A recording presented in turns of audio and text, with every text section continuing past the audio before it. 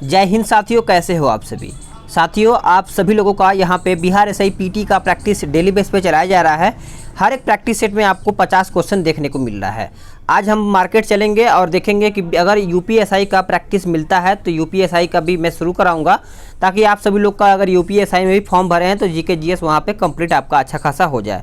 वहाँ पे I think 40 से 50 क्वेश्चन आपका जीके जीएस पूछा जाएगा टोटल आउट ऑफ मिला के, तो वहाँ से भी आपका मैं कंप्लीट करा दूंगा। ठीक है, परेशान होने की कोई ज़रूरत नहीं है। अगर मार्केट देखेंगे अगर खुला होगा या फिर आज तो शनिवार है, जहाँ तक लग रहा है आज मार्केट बंद होगा, देखते हैं अगर मिलता है तो ठीक है, नहीं तो फिर मंडे को आपका यहाँ पे बुक मंगा लिया जाएगा। ठीक है, वीडियो को शुरू से अंत तक देखा कीजिए, क्योंकि 50 क्वेश्चन है। 50 में से आपने देखा कि कितना क्वेश्चन सही किया। अगर आपका 35 क्वेश्चन भी सही होता है तो अच्छा खासा आप यहाँ से भी कर ले जाएंगे। ठीक है, तो चलिए सेट को शुरू कर लेते हैं। पहला प्रश्न क्या है देखते हैं कि जनगणना 2011 के अनुसार बिहार का दशकीय वृद्धि दर क्या है। तो दशकीय वृद्धि दर पूछा है 2011 के जनगणना के अनुसार। तो देखिए इसका उत्तर हो जाएगा ऑप्शन सी 25.07% आपका यहाँ पे आंसर हो जाएगा। अगला प्रश्न है क्वेश्चन नंबर 2, कहता है कि चितेस्यु बतनावे दुनिया के सबसे अधिक उम्र के व्यक्ति हैं जो 112 साल एवं 344 दिन होने का record Guinness book of world record में दर्ज किया गया। वे किस देश के हैं? ये इम्पोर्टेंट है, यही से कुछ अलग तरीके से प्रश्न पूछ लिया जाता है। तो इसका आंसर हो जाएगा ऑप्शन बी जापान। वो जापान के हैं और 112 साल 344 दिन का रिकॉर्ड बना चुके हैं। 3 नंबर कहता है कि हाल ही में किस भारतीय हॉकी खिलाड़ी को अंतर्राष्ट्रीय हॉकी महासंघ वर्ष का सर्वश्रेष्ठ खिलाड़ी का पुरस्कार दिया गया है?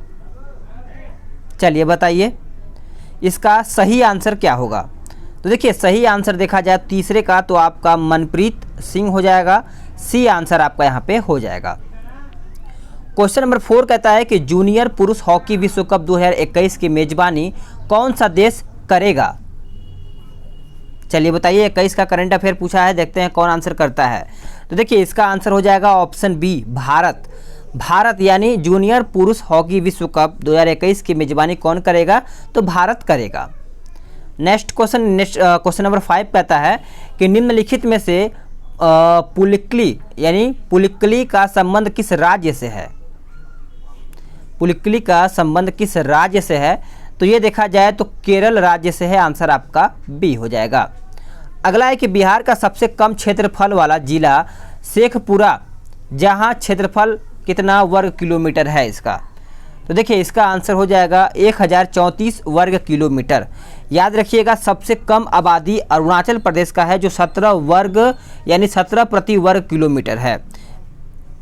और भारत में जनसंख्या के दृष्टिकोण से तीसरा स्थान बिहार का है और दशकीय वृद्धि दर 25.07% है। आगे देखते हैं क्वेश्चन नंबर 7, कहता है सोनपुर का मेला किस दिन आयोजित होता है? तो सोनपुर का मेला पूछा गया है, तो आप मारिएगा ऑप्शन ए कार्तिक पूर्णिमा हो जाएगा। देखिए अब इसको समझिएगा कि यह मेला एशिया का सबसे बड़ा पशु मेला है। दूसरा पॉइंट है कि वैशाली जिले के सोनपुर में गंडक नदी के तट पर यह मेला लगाया जाता है। चौथा पॉइंट है कि रॉबर्ट क्लाइव ने सोनपुर में वर्ष 1800 याद रखिएगा 1803 में घोड़े का एक अस्तबल भी बनवाया था। आगे देखते हैं क्वेश्चन नंबर 8, कहता है कि महालया का बिहार में क्या तात्पर्य है? तो इसका आंसर हो जाएगा ऑप्शन बी पितृपक्ष हो जाएगा।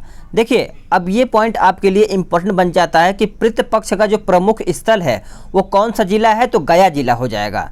पितृपक्ष या फिर पितरपक्ष 16 दिनों की वही अवधि है जिसमें हिंदू अपने पितरों को श्रद्धापूर्वक स्मरण करते हैं और उनके लिए पिंडदान करते हैं। तो ये आपके लिए इम्पोर्टेंट हो जाता है। अगला है कि मंजूषा चित्र शैली किस क्षेत्र में लोकप्रिय थी? तो करेक्ट आंसर आपका ए हो जाएगा अंग क्षेत्र में, यानी देखा जाए तो क्वेश्चन नंबर 9 का उत्तर आपका ए हो जाएगा। आगे देखते हैं क्वेश्चन नंबर 10, कहता है लघु ज्वार भाटा कब आता है? तो देखिए लघु ज्वार भाटा देखा जाए तो ये आपका सूक्ष्म यानी शुक्ल सप्तमी के दिन आता है। क्वेश्चन नंबर 10 का आंसर सी हो जाएगा। पॉइंट याद रखिएगा कि ज्वार भाटा सूर्य चंद्रमा के आकर्षण के कारण सागरीय पानी का ऊपर के तरफ उठना तथा गिरना के प्रवृत्ति को क्या कहा जाता है? तो ज्वार भाटा कहा जाता है। अगला प्रश्न है 11 नंबर, महावीर स्वामी ने अपने संघों को 11 गणों में बांटकर कहाँ चतुर्विध संघ की स्थापना की? तो देखिए इसका उत्तर हो जाएगा ऑप्शन बी, पावा। पावा राइट आंसर हो जाएगा। मगध जनपद की जो राजधानी थी वो गिरिब्रज या फिर राजगिरिय था। महावीर का जन्म सभी को पता है 540 ईसा पूर्व में कुंडल ग्राम यानी वैशाली में हुआ था। पावापुरी में महावीर का निर्माण देखा जाए तो 468 ईसा पूर्व में हुआ था। आगे देखते हैं क्वेश्चन नंबर 12 देखेंगे। 12 कहता है कि रावी नदी का प्राचीन नाम क्या था? तो रावी नदी का प्राचीन नाम देखा जाए तो पुरुषणी हो जाएगा, यानी 12 का उत्तर देखा जाए तो ए हो जाएगा। और विपाशा का प्राचीन, ये विपाशा एक प्राचीन नाम है और नया नाम देखा जाए तो व्यास है। तो आप इस पॉइंट को अच्छे से याद रखिएगा। चलिए नेक्स्ट क्वेश्चन देखते हैं कि पेरिपल्स ऑफ एरिथीनियन सी का लेखक कौन था? इंपॉर्टेंट है, तो आप याद रखिएगा इनमें से कोई भी नहीं, इसका ऑप्शन दिया गया है 13 का। और इसका लेखक याद रखिएगा कि इस किताब का कोई लेखक नहीं है। इस किताब के लेखक 80 AD में हिंद महासागर के यात्रा पर आया तथा भारत के बंदरगाहों, व्यापारी वस्तुओं के बारे में जानकारी दिया गया है। तो आप कंफ्यूज ना होइएगा, ठीक है। अगला प्रश्न है कि वैदिक युग में अनस किसका परिचायक था? वैदिक युग में तो देखिए आपका बैलगाड़ी हो जाएगा, 14 का आंसर आपका सी हो जाएगा। वैदिक युग में बैलगाड़ी, रथ एवं नाव यात्रा के प्रमुख साधन थे उस टाइम के। इस युग में ऋण लेने एवं देने की प्रथा प्रचलित थी, जिसे क्या कहा जाता था? तो कुसीद कहा जाता था, कुसीद। अगला प्रश्न है कि कुट्टियम से संबंधित कथनों पर विचार करके बताइए। चलिए बताइए, पढ़िए, आंसर करिए। तो इसका आंसर सी हो जाएगा दोनों, यानी यूनेस्को ने इसे एक उत्कृष्ट अमूर्त विरासत के रूप में मान्यता दी है। दूसरा पॉइंट कहता है कि यह दर्शकों द्वारा बताई गई कहानी पर पूरी तरह निर्भर है। तो इस पॉइंट को याद रखिएगा, आंसर आपका 15 का सी हो जाएगा। अगला प्रश्न है कि तारामंडल के नामकरण के लिए कौन सी एजेंसी जिम्मेदार है? तो इसका आंसर हो जाएगा ऑप्शन बी, अंतर्राष्ट्रीय खगोलीय संघ हो जाएगा। देखिए तारामंडल के नामकरण अंतर्राष्ट्रीय खगोलीय संघ यानी एजेंसी के द्वारा किया जाता है। तो आप इसको याद रखिएगा। आगे देखते हैं 17 नंबर, एक धूमकेतु की पूंछ किस दिशा में होती है? तो देखिए ये आपका सूर्य से दूर होता है। 17 का उत्तर आपका ए हो जाएगा। अगला पॉइंट याद रखिएगा कि सौरमंडल के छोर पर बहुत ही छोटे छोटे अरबों पिंड विद्यमान हैं, जो धूमकेतु या फिर पुच्छल तारे कहलाते हैं। उसके बाद पॉइंट है कि धूमकेतु उस समय दिखाई देता है जब सूर्य का प्रकाश उसकी गैस को चमकीला बना देती है, तभी वो आपका धूमकेतु दिखाई देता है। अगला है कि भारत के संघीय न्यायालय की स्थापना हुई थी किसके द्वारा या फिर किसके अधीन?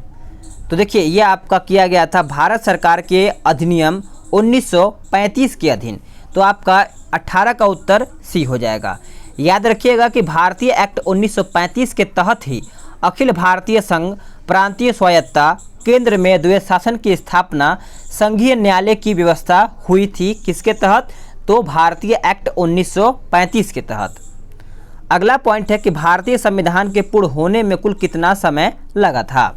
तो याद रखिएगा 2 वर्ष 11 महीना 18 दिन लगा था। संविधान सभा का गठन जब हुआ था, ये कब हुआ था? तो 1946 में किया गया था।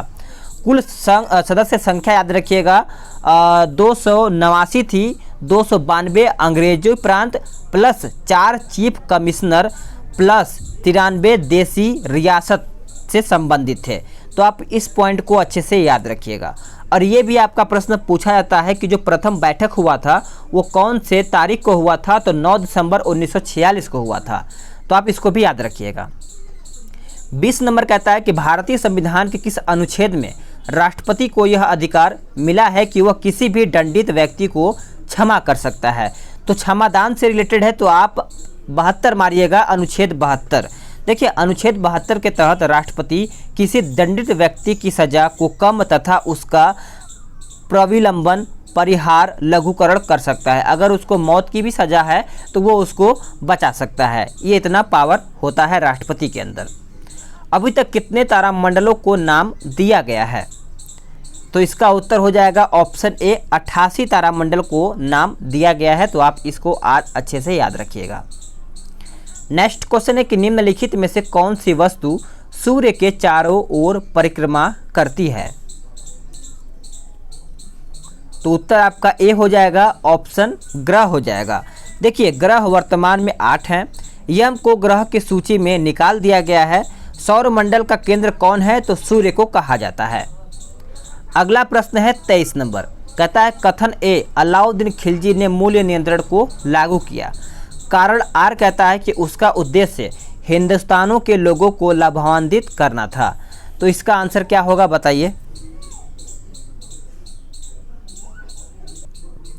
बताइए 23 नंबर का जो आंसर है इसका आंसर सी हो जाएगा। ए सही है लेकिन आर गलत है। तो आप आंसर याद रखिएगा, सी उत्तर हो जाएगा। अगला क्वेश्चन है 24 नंबर, कहता है प्रशासन के क्षेत्र में शेरशाह को अकबर का पूर्वगामी माना जाता है, ऐसा क्यों? ऐसा किस लिए इसको पूर्वगामी के नाम से माना जाता है? क्या होगा इसका आंसर?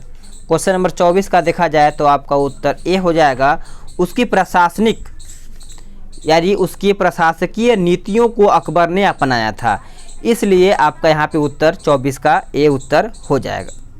देखिए शेरशाह ने अपने संपूर्ण साम्राज्य को 47 सरकारों में विभाजित किया था। प्रत्येक सरकार अनेक परगनों में बटा हुआ था। तो आप इसको अच्छे से याद रखिएगा। अगला है कि उड़ीसा तथा पश्चिम बंगाल के अलावा छऊ नृत्य किससे संबंधित है? तो इसका आंसर हो जाएगा ऑप्शन सी, बिहार, यानी सी उत्तर हो जाएगा। आप सभी लोग को थोड़ा बहुत साउंड आपको सुनाई दे रहा होगा बाहर का, दरअसल ये गिलहरी है, आवाज़ बहुत ज़्यादा कर रही है, ठीक है, इसको इग्नोर करिएगा।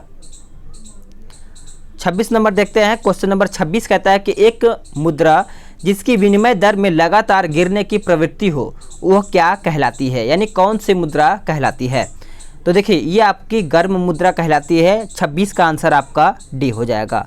दुर्लभ मुद्रा ऐसी मुद्रा होती है जो आसानी से उपलब्ध न हो। क्योंकि हमारे देश में डॉलर आसानी से उपलब्ध नहीं है, अतः भारत के लिए डॉलर दुर्लभ मुद्रा मानी जाती है।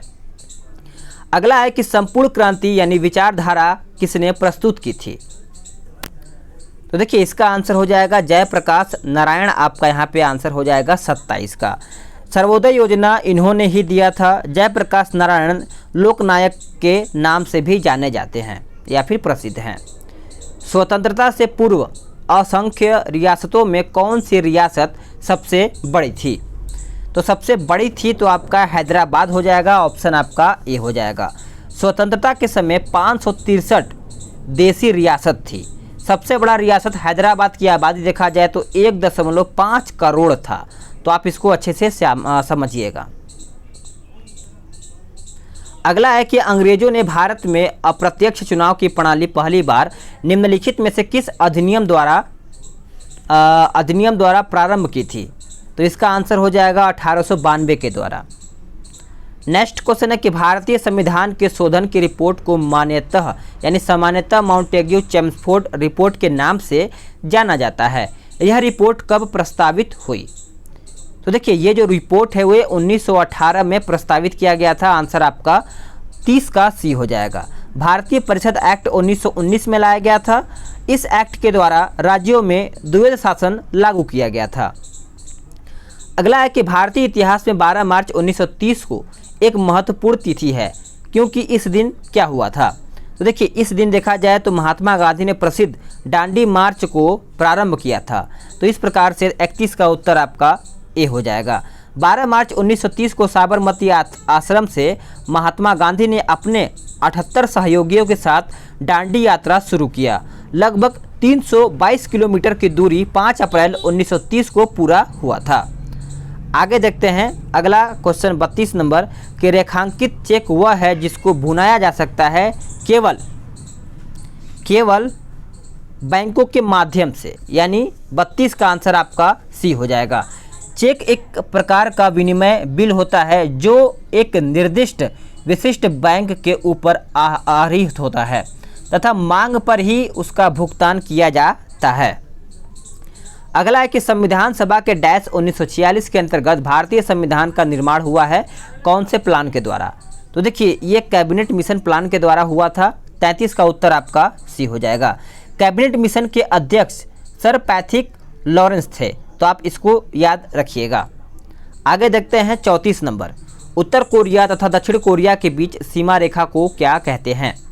तो सभी को पता होगा 38वीं समांतर रेखा हो जाएगा, सी उत्तर आपका यहाँ पे हो जाता है। अगर बात करें हम रेड क्लिफ के बारे में, तो रेड क्लिफ 34वीं समांतर रेखा भारत एवं पाकिस्तान के बीच 1947 से संबंधित है। अगला है कि ग्रेनाड स्थित है कहाँ में? तो देखिए जो ग्रेनाड है ये हिंद महासागर में स्थित है, आपका 35 का उत्तर बी हो जाएगा। हिंद महासागर दुनिया का सबसे बड़ा महासागर है।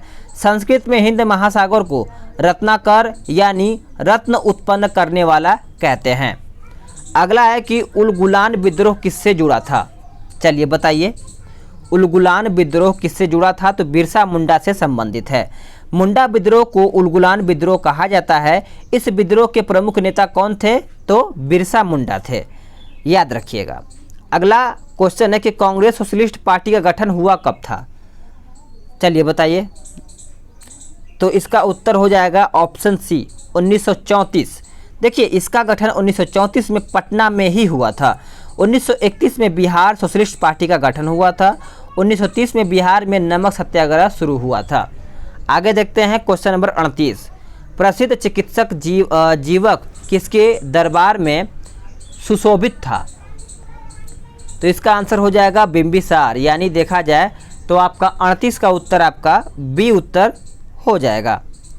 अगला है कि ताजमहल का निर्माण भारत और डैश के विशेषज्ञों ने किया था, यानी किसने किया था? तो देखिए फारस आपका यहाँ पे उत्तर हो जाएगा 39 का। ताजमहल का निर्माण शाहजहां ने अपने बेगम मुमताज महल के याद में करवाया था। ताजमहल आगरा यानी उत्तर प्रदेश यानी यूपी राज्य में स्थित है। आगे देखते हैं क्वेश्चन नंबर कहता है 40 नंबर। देखिए 1955 में कौन से बैंक का नाम बदल करके स्टेट बैंक ऑफ इंडिया के नाम पर रखा गया था? तो इसका आंसर हो जाएगा इंपीरियल बैंक ऑफ इंडिया, यानी देखा जाए तो 40 का उत्तर आपका डी उत्तर हो जाएगा। 1921 ईस्वी को इंपीरियल बैंक ऑफ इंडिया का गठन किया गया था। तो 1921 यह है कि आईसीआईसीआई बैंक की आई वर्क एट होम पहल डैश के लिए है, यानी I work at the red home पहल डैश के लिए प्रसिद्ध है। तो देखा जाए तो बैंक की महिला कर्मचारी से संबंधित है। 41 का उत्तर आपका सी हो जाएगा। आईसीआईसीआई का मुख्यालय बम्बई में स्थित है। यह भारत की सबसे बड़ी निजी क्षेत्र की बैंक है, तो आप इसको अच्छे से याद रखिएगा।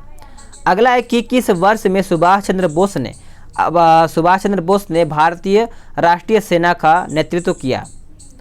तो आपका 1943 हो जाएगा, आंसर आपका बी हो जाएगा। डेट याद रखिएगा 21 अक्टूबर 1943। भारत में सार्वजनिक निर्माण विभाग का गठन किसने किया था? तो ये गठन देखा जाए तो लॉर्ड डलहौजी ने किया था, आंसर आपका ए हो जाएगा। लॉर्ड डलहौजी इसने पृथक रूप से भारत में पहली बार इस विभाग का गठन किया था। लॉर्ड डलहौजी ने रेल डाक तार का जनक माना जाता है। चलिए आगे देखते हैं कि संसार में गेहूं का उत्पादन मुख्यतः सीमित है। क्या होगा इसका सही आंसर? तो इसका आंसर हो जाएगा उष्ण कटिबंधीय मानसून प्रदेशों में हो जाएगा। 44 का उत्तर देखा जाए तो बी उत्तर हो जाएगा। गेहूं उन देशों की प्रमुख फसल है जो शीतोष्ण कटिबंधीय क्षेत्र में आते हैं। अगला प्रश्न है कि ग्रेनाइट में परत उतारने की प्रक्रिया को क्या कहते हैं? तो क्या कहा जाता है? तो यांत्रिक वेदरिंग कहा जाता है, यानी देखा जाए तो आपका 45 का उत्तर ए हो जाएगा। ग्रेनाइट का प्रमुख अवयव स्फटिक और फेल्सपार है। अगला है कि भारत में हिमालय की सबसे ऊंची चोटी कौन सी है? तो इसका उत्तर हो जाएगा 46 का ऑप्शन ए कंचनजंगा। निफ्टी 50 क्या है? निफ्टी 50 देखा जाए तो आपका उत्तर हो जाएगा option C Mumbai stock exchange का शेयर मूल्य सूचकांक है, यानी देखा जाए तो आपका यहाँ पे उत्तर सी हो जाता है। मुस्लिम व्यक्तिगत कानून को अमल में लाने के संबंध में निम्नलिखित मामलों में से किसके कारण विवाद उत्पन्न हुआ? तो ये किसके कारण विवाद उत्पन्न हुआ था? तो शाहबानो केस हो जाएगा, आंसर आपका 48 का सी हो जाएगा। केशवानंद भारतीय केस, इसमें संविधान के प्रस्तावना में संबोधन या फिर संशोधन संबंधित है। अगला है कि भारत का राष्ट्रपति किसको संबोधित करके अपना त्याग पत्र अपने हाथ से लिख करके दे सकता है? तो सभी को पता है 49 का आंसर आपका उपराष्ट्रपति हो जाएगा, उपराष्ट्रपति को ही देता है। बौद्ध धर्म से संबंध अर्धगोलाकार अंत्येष्टि संबंधी टीले को क्या कहते हैं? तो देखिए इसको स्तूप कहा जाता है। ऑप्शन आपका यहाँ पे 50 का बी उत्तर हो जाएगा। स्तूप का अर्थ होता है मिट्टी का टीला, ठीक है, जो इसका अर्थ होता है, अर्थ जानिएगा, मिट्टी का टीला होता है। सांची, भरहूत, अमरावली यानी अमरावती भारत के सबसे पुराने स्तूप हैं। तो साथियों आप सभी लोगों का यहाँ पे 50 क्वेश्चन समाप्त हो गया है। वीडियो को लाइक करिए, शेयर कीजिए और अपना स्कोर बताइए कि आपने कितना स्कोर किया है इन 50 में से, ठीक है। करंट अफेयर का भी प्रैक्टिस डेली बेस पे चलाया जा रहा है। कल आपका नहीं चला था, थोड़ा सा काम पड़ गया था, लेकिन आज अपलोड किया जाएगा। तो चलिए मिलते हैं एक नई वीडियो में, तब तक के लिए जय हिंद, वंदे मातरम।